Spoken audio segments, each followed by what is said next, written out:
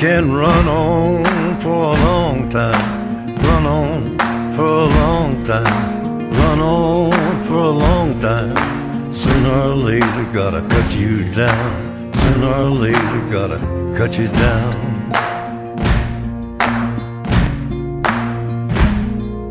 UFC 113, right? Machida versus Rua, Kachua, whatever his name is.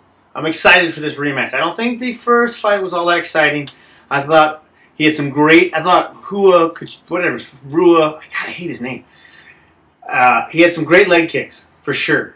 But I thought when they were exchanging, I thought Machida got more of the solid punches. So I'm excited for this one. I think Machida's going to win. I think the elusive dragon, he's gonna come out. Adam, I just stole your shtick. That's horrible. I'm a thief. I'm a thief!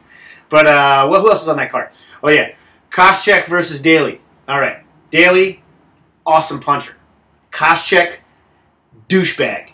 But great wrestler. If he doesn't try to strike with Daly and he takes him on his back, it's over. It's not even going to be a fight. I've seen Daly on his back. He's like a beetle. He can't get up. He's like, it's brutal. Done. Over fight. And who else is on that one? Oh, dude. Alan Belcher. I'm over a minute? Are you kidding me? Anyway, Alan Belcher versus Patrick Cote. That's Belcher. He's beaten me so many times. Dude, I've bet against you so many times and you won. So if I bet for you this time and you lose, I will hate you. And it's not even your fault. Because you do pretty good. Even though you got a weird Elvis freaking... It's supposed to be Johnny Cash, but it looks like a Jay Leno tattoo. You basically have Jay Leno tattooed on your arm. Way to go, champ. But I still think Cote can take it. But I don't know. Okay, that's a minute 30. I've gone over my time. Brendan, you and this minute thing. I thought it would take... I don't know. I hate it. All right, check it. I am not sick of ground and pound champions. The blogosphere was rife with complaints after this Jake Shields fight and after the St. Pierre fight a little bit ago, just saying just how boring it is and like I don't want to watch a guy just like lay on another guy. Or if you get on there and listen to the bitchin' after a John Fitchin, it is ridiculous. I don't understand what's not fun about watching a guy push another guy into the mat and punch him and elbow him until the bell rings. And then he gets up and walks to his corner and has a sip of water. I understand if you're in the audience, you know, and you're like having to look at the monitors. You're like, I could have just not worn deodorant and bought the pay-per-view to be having this same experience. And I understand if you like big finishes because you like a big crazy, you know, Gonzaga to Crow Cop head kick and you're like, well, that's amazing. But for the dudes that happens to, they can be like, hey, it was a perfect punch. You know, everyone misses a punch. You miss a kick, you don't see it, and you're out. Everyone has their day.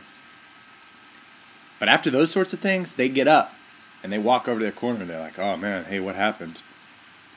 After these kinds of ass whoopings, 5 round, can't do nothing, they don't have to ask anybody anything because they already know. This past weekend marked the pay-per-view debut for the WEC, or as it was so ominously referred to throughout the broadcast, the organization. Which begs the question, is Zuffa on the cusp of merging the WEC and the UFC like the two magic rings of Shazam? Well, magic Kabubi Camel or not, I for one would pay to see featherweight champion Jose Aldo move up to challenge the winner of the Penn vs. Edgar rematch for the lightweight belt. Aldo was obviously a man amongst California kids, so to speak, on Saturday night. But the fight of the night featured Leonard Garcia, a guy who always throws down like a windmill on methamphetamines, and a guy called the Korean Zombie, which brings me to my classic nickname matchup of the week. From UFC Fight Night 13, Ken Flo versus J-Lo, two Boston-based grapplers whose unfortunate monikers made them sound more like a Miami-based dance duo. There we go, 1 minute. So the 26th of June is when it's going to go down for Bisa Verdum is fighting. It looks like Fedor needs to sign the contract in order for it to happen. But Bisa is ready, he's been training hard. He's been training for Fedor, expecting Fedor, and it's just up to Fedor to sign that contract to fight on June 26th. Hopefully we'll be here in Los Angeles at the Staples Center. That'll be amazing. All the fans from Los Angeles. Verdum has his own gym here in Los Angeles, Verdum Combat Team, that I'm part of. We have a lot of good fighters from there, and it would be nice to fight at home in Los Angeles, you know, so in front of his own fans. But even if it's in San Luis or San Jose, which most likely would be if it was in Los Angeles, Fabrice is ready to fight him wherever, whenever. But it's going to be on June 26th, and we're going to see it on Strikeforce. Hopefully we'll see you all there as well. That's the man.